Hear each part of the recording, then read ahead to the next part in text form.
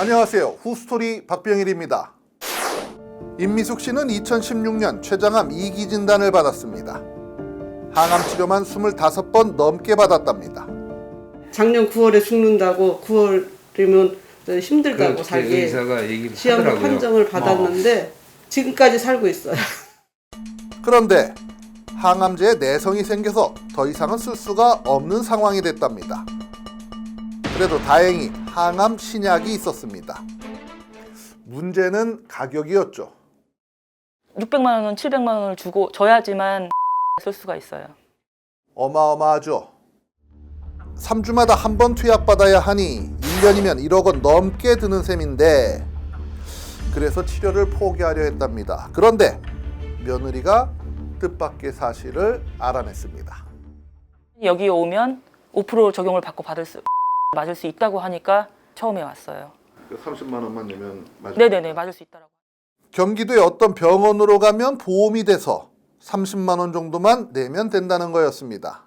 그래서 병원을 옮겨 계속 투약을 받고 있는데 또다시 하늘이 무너질 얘기를 듣게 됐습니다. 30만 원 돈 내는데 내년 1월부터는 보험이 안 된대요. 그러면 6, 700만 원을 내야 된대요.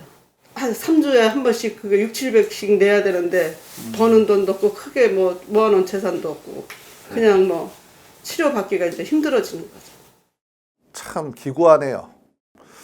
자, 그런데 여기서 의문이 하나 생깁니다. 똑같은 항암 신약인데 도대체 왜 어느 병원에서 보험이 되고 또 어떤 병원에서는 안 되는 걸까요?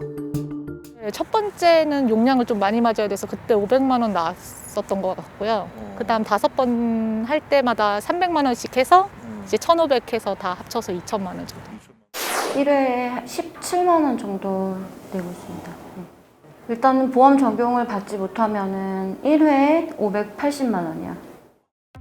원래 고가의 항암 신약은 건강보험 급여 심사를 받아야 합니다.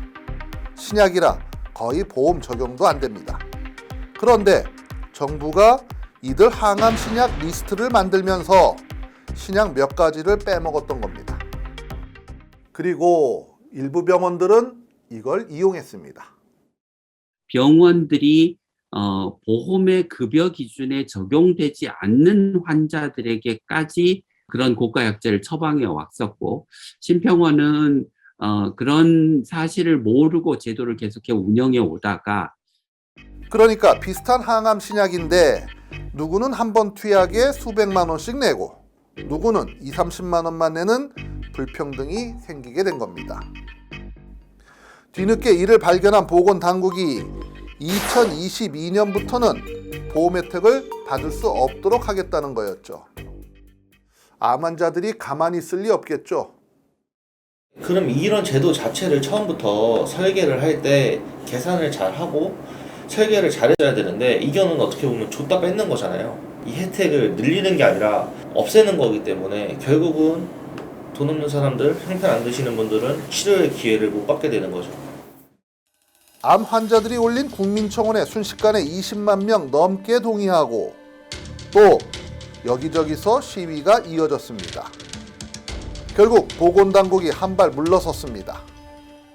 이미 이 적용 제도의 혜택을 보고 있는 환자들의 치료 연속성은 보장해줘야 되는 거 아닙니까? 어떻게 생각하십니까? 네, 그런 방향으로 저희들이 이 선의 피해자가 발생하지 않도록 그렇게 하겠습니다. 예, 한번. 그러니까 형평성의 문제는 있지만 기존에 혜택을 받던 환자들은 계속 혜택을 받을 수 있게 해주겠다는 겁니다.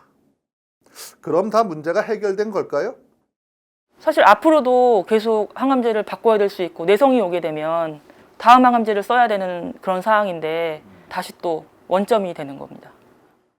지금까지 보험 혜택을 받던 항암 신약에 내성이 생겨서 만약에 다른 신약을 써야 하게 된다면 그때부터는 보험 혜택을 못 받게 되니 그때는 수백만 원씩 내고 어떻게 약을 쓰겠냐는 겁니다.